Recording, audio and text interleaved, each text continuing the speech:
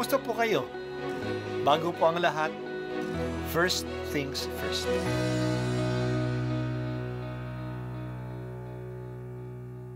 Good morning po.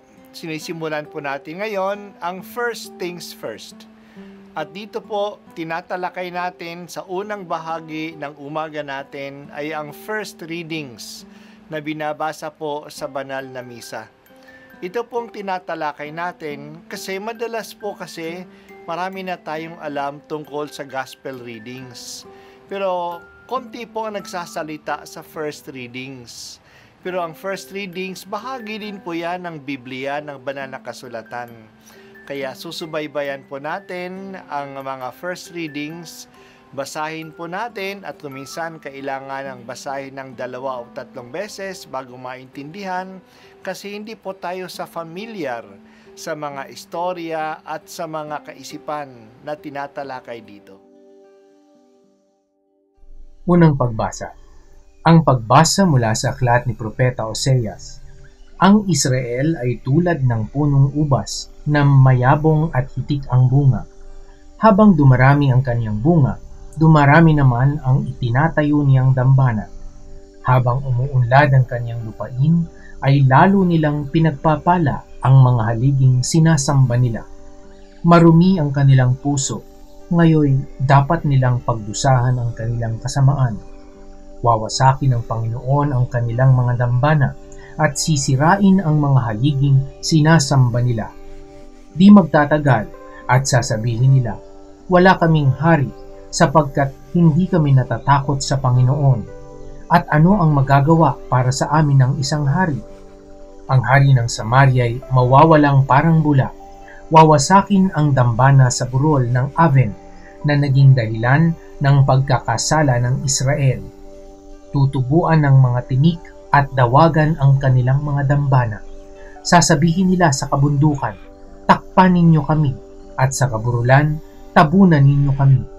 Maghasik kayo ng katuwiran at mag-ani kayo ng pagpapala, bunga ng katapatan ninyo sa akin. Bungkalin ninyo uli ang pinabayaang lupa, sapagkat panahon na upang hanapin ang Panginoon.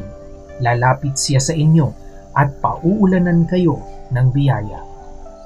Ang salita ng Diyos. Salamat sa Diyos. Maunlad ang kaharian ng Israel. Ihinantulad siya sa isang puno ng ubas na mayabong at maraming bunga.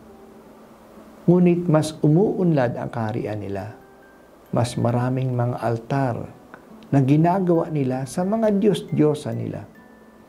Ang mga dambana at mga banal na haligi na ginagawa nila ay sinasamahan pa nila, sinasambahan nila doon ang mga Diyos-Diyosan.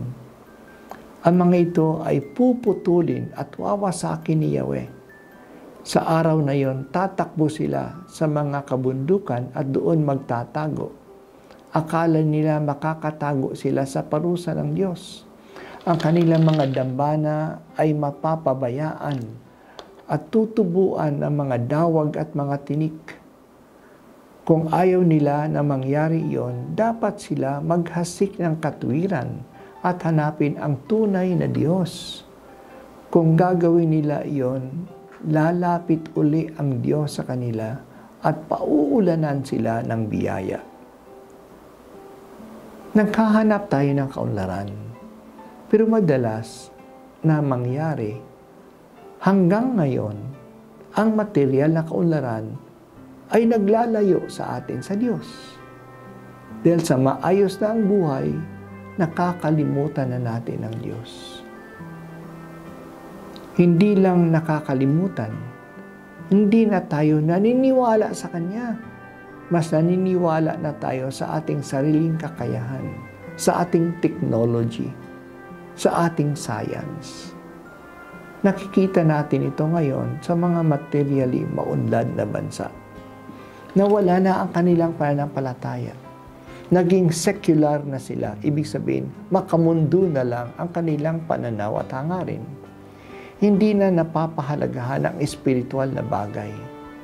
Naniniwala na lang sila sa mga bagay na nakikita at nahihipo nila. Yan din ang dahilan ng pagkabagsak nila. Dahil sa material na lang na bagay ang mahalaga sa kanila, naging makasarili na sila, naging individualistic na sila. Ang hinahanap na lang nila ay paano mas maparami pa ang kanilang ari-arian o mga gadgets o pera. Ito ay nagdadala ng hindi pagsaalang-alang sa iba. Naging sakim, nang aapi na sila o walang pakialam kung ang iba ay naaapi pa para lang mas magiging masagana ang buhay nila. Ang solusyon sa ganitong kalagayan ay pansinin at kilalanin natin ang Diyos. Siya ay sambahin, pansinin din at pahalagahan ang kapwa, kaya maging makatarungan sila. Hindi lang sila ang may karapatan na umunlad, kundi ang lahat ng tao. Walang iwanan sa tunay na kaunlaran. Tulungan mo kami, Panginoon, na huwag malinlang ng huwad na kaunlaran. Ang kaunlaran ay para sa lahat at hindi lang sa iilan lang. Maging maunlad kami kung mas nagiging makatao kami. Bigyan po ninyo kami, Panginoon, ng tunay na kaunlaran.